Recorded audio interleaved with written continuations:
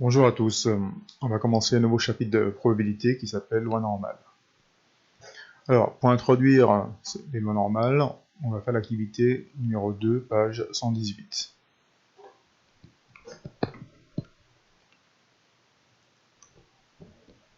Donc, on a représenté une variable aléatoire grand X qui suit une loi binomiale de paramètres n et p. Vous le voyez ici à n et p. Donc la p est 0,2 et n égale à 60. Et on vous demande, pour différentes valeurs de n, par exemple donc 10, 20, 30, 40, 50, observez la forme du diagramme.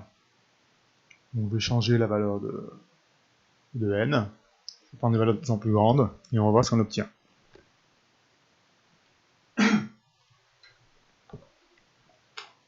Donc voilà pour 80.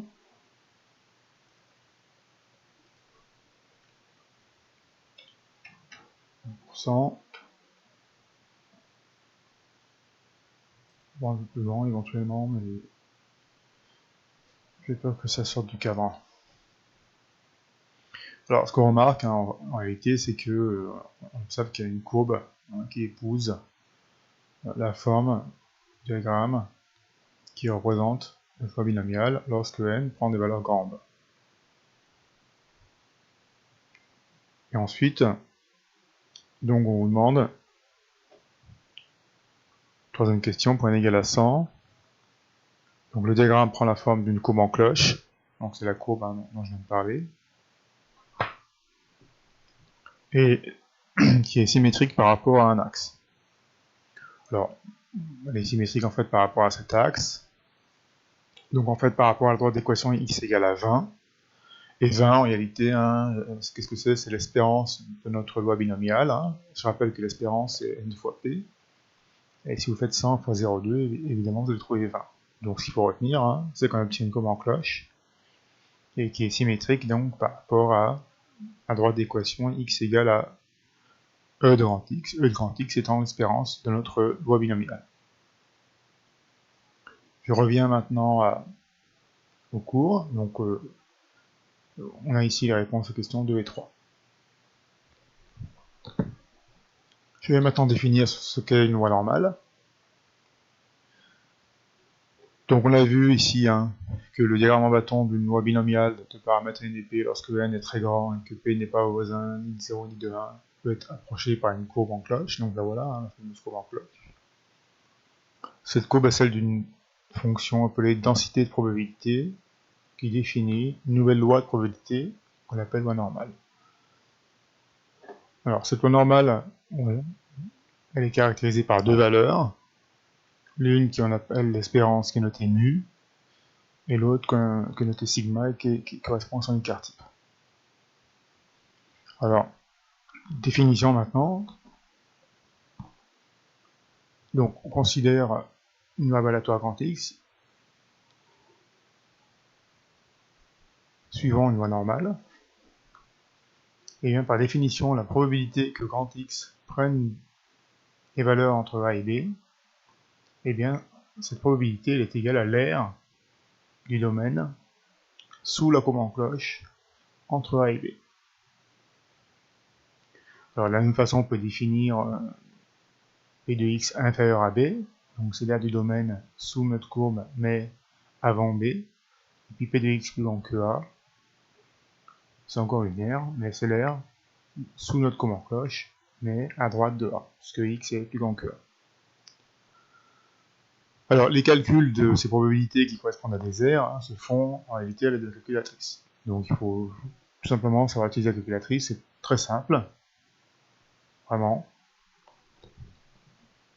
Sur Casio, donc, il faut aller dans le menu statistique. D'abord, on appuie sur option, stat, distribution, alors norme, parce que c'est une loi normale. Sur TI, c'est distrib, donc pour distrib, vous faites seconde var. Ensuite, vous choisissez normal frep. Et puis donc pour calculer P de x au point entre A et B, lorsque x suit une loi normale de paramètres mu et sigma, eh bien, il faut sur Casio choisir NCD et puis dans l'ordre mettre les valeurs de A, de B, de sigma puis de mu.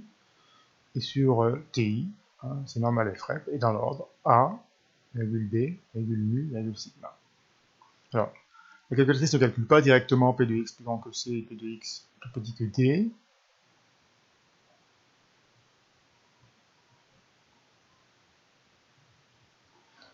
Alors, pour P de x plus grand que C, en fait, c'est très très proche de P de x plus grand que C et plus petit que 10 puissance 99.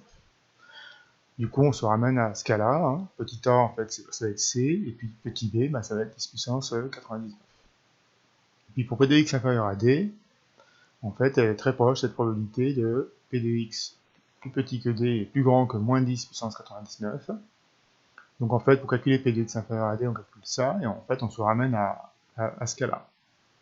Donc dans tous les cas, hein, on va utiliser uniquement le calcul de P de x compris entre A et D. Alors dans le savoir-faire de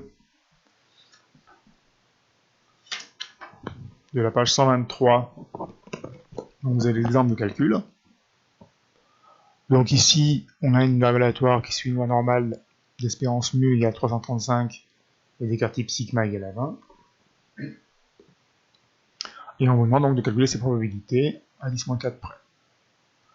Donc là, il suffit de rentrer les valeurs de mu et de sigma. Alors, sur Casio, hein, c'est d'abord petit a, donc 330, petit a, petit b 350.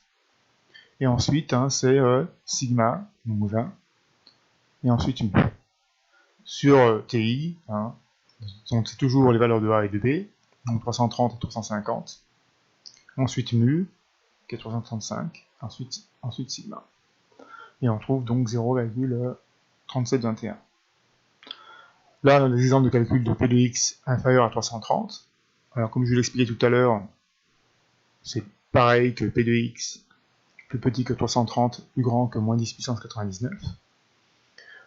Donc, il faut rentrer comme valeur de A moins 10 puissance 99, comme valeur de B 330, sigma et mu, donc ça c'est sur Casio, et sur TI, hein, donc moins 10 puissance 99, ensuite 330, donc A et B, ensuite mu, et ensuite sigma.